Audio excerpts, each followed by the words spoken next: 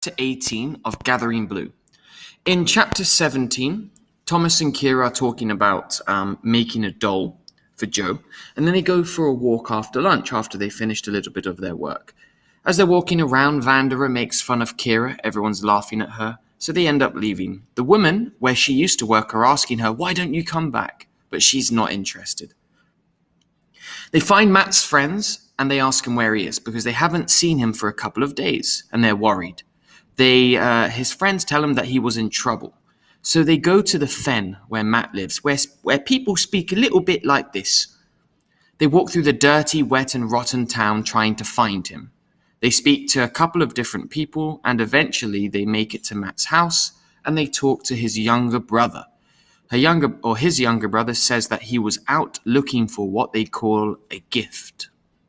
And Matt's looking to find flowers to make the color blue, the color that Kira can't seem to find or make anywhere.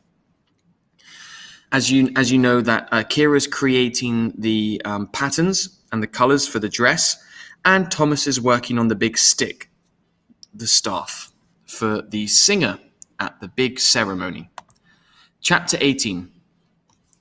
The day of the gathering was approaching. Its nearness was palpable in the village. People began to finish projects and delayed the starts of new ones. Kira noticed that in the weaving shed, fabrics were folded in stacks, but the looms were not restrung.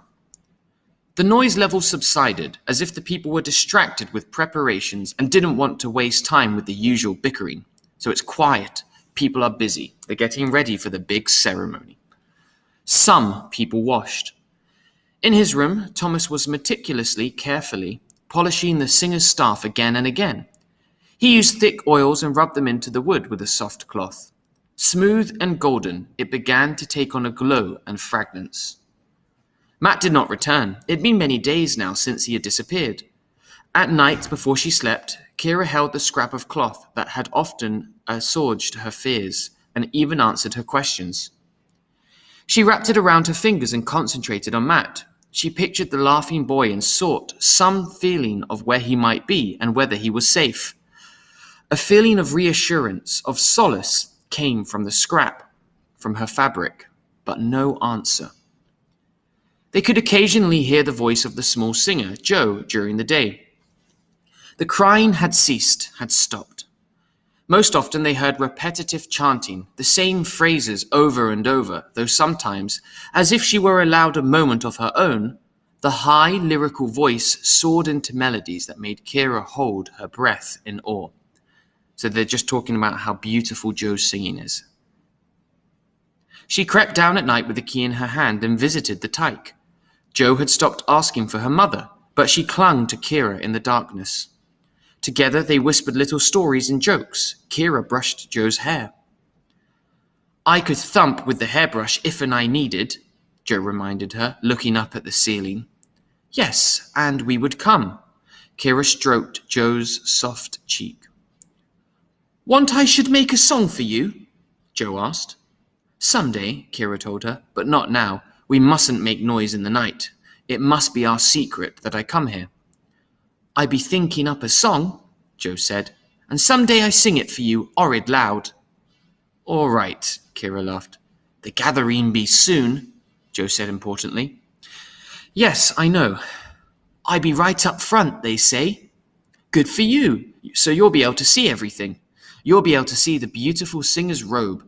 I've been working on it," Kira told her. "It has wonderful colors." "When I be singer," the tyke confided, "then I can make my own songs again. If and I learn the old ones good." When Jameson came to her room, Kira showed him that the repairs to the robe were complete. He was obviously pleased with her work. Together they spread the fabric across the table, turning it, unfolding its pleating and cuffs, examining the careful stitches and the scenes, the pictures they created. "You've done a fine job, Kira," he said, "particularly here." He pointed to a place that she recalled had been difficult for her. Though tiny in size, as each embroidered scene was, it was a complicated portrayal of tall buildings in shades of grey. each of them toppling, falling over against a background of fiery explosions. Kira had matched oranges and reds of different shades and had found the different greys for the smoke in the buildings. But the threading had been hard for her because she had no sense of what the buildings were. She obviously wasn't alive. She had never seen anything like them. The council edifice where she lived and worked was the only large building she knew, and it was small compared to these. These, before they toppled and fell, had seemed to extend up into the sky to amazing heights, much, much higher than any tree she had ever seen. That was the hardest part, she told Jameson. It was so complicated. Perhaps if I had known more about the buildings, about what happened to them. She was embarrassed. I should have paid more attention to the ruin song each year, she confessed. I was always so excited when it began, but then my mind would wander a bit, and I didn't always listen carefully. You were young, Jameson reminded her, and the song is very, very long. No one listens carefully to every part, and especially not the tykes. This year I will, Kira told him. This year I'll be paying special attention because I know the scenes so well. I'll be listening especially for this scene with the buildings falling. Jameson closed his eyes. She could see his lips move silently. He started to hum. And she recognized a recurrent melody from part of the song. Then he began to chant aloud. Burn, scourged world, furious furnace, inferno impure. He opened his eyes. I believe that's the part, he said. It goes on and on after that. I forgot the next words, but I believe that's the part where the buildings toppled.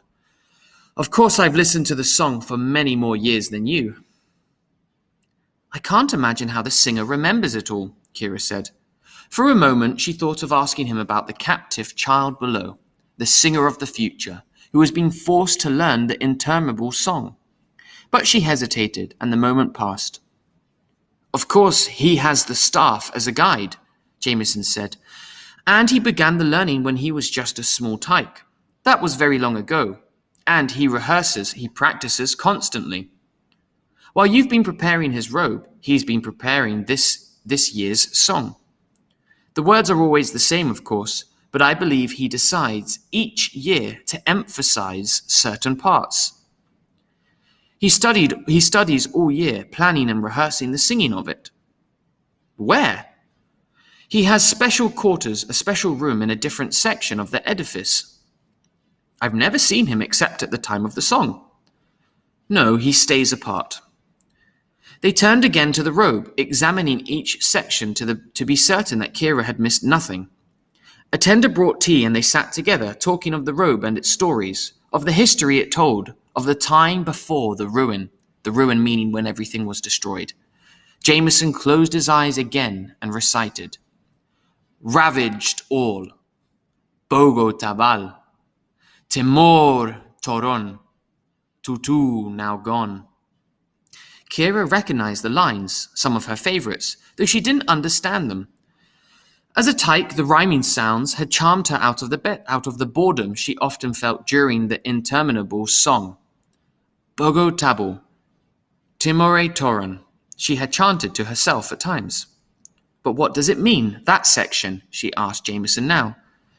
I believe it tells the names of lost places, he explained. Oh, I wonder what those places looked like. Timor Toron? I like the sounds. Well, that's part of your job, Jameson reminded her. You use the threads to remind us how they looked. Kira nodded and smoothed the robe again, finding the tragic toppling cities and the interpersed meadows of soft greens. Jameson set his teacup on the table, went to the window and looked down. The workers are finished. After the gathering and this year's song, you'll be able to start dyeing new threads for the robe. She looked up, dismayed, hoping to see by his expression that he was making a small joke. But his look was solemn, he was serious. Kira had thought that when this work was complete, she could turn to her own projects, to some of the elaborate patterns that she could feel and see in her mind. Sometimes her fingers quivered, shaped with a desire to make those scenes. Will the robe become so damaged during the song that it will need repairing again? She asked him, trying not to show how distressing the thought was to her, how uninterested she is. She wanted to please him. He had been her protector, but she didn't want to keep doing this forever. No, no, his voice was reassuring. Your mother kept up with the small repairs each year, and now you've very capably redone the places that needed restoration to be fixed. After this year's song, there will probably only be a few scattered broken threads for you to fix. Then? Kira was puzzled. Jameson reached toward the robe and gestured at the empty, unadorned expanse across the soldier's shoulders. So there's an area on the robe of the shoulders that has nothing. Here lies the future, he said. And now you will tell it to us, with your fingers and your threads, he told her. His eyes had a piercing, excited look. She tried to conceal, to hide her shock. So soon, she murmured. He had referred to this enormous task before, but she had thought that when she was older, when she had more skill, more knowledge. We have waited a long time for you, he said, and looked firmly at her as if he dared her to refuse, as if he's saying, hey, this is what you're doing. So that's the end of the chapter. So basically, Kira's speaking to Jo, and Jo tells her that she made a song for her and that they seem to be kind of like mother and child. Eventually, she goes back up. She talks to Jameson about the robe. They're inspecting the robe. He tells her a few of the lines, reminds her why her job's so important. And at the end of the chapter, as Kira is starting to hope that she doesn't have to do this after the ceremony, he seems to remind her that this will always be her job. That's the end of the chapter.